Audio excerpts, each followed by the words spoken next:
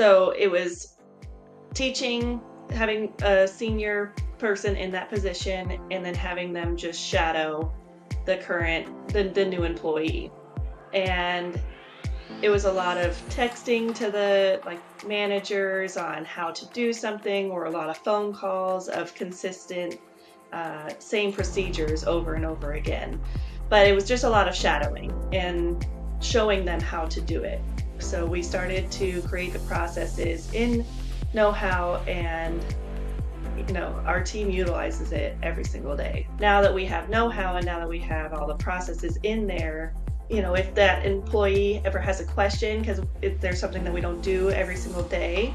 and that comes up on the job, then they can always go back to their KnowHow on their phone or on their iPad and find the process and easily find the answer to it, rather than calling or texting their manager and stopping their day to get a simple answer on what process to do.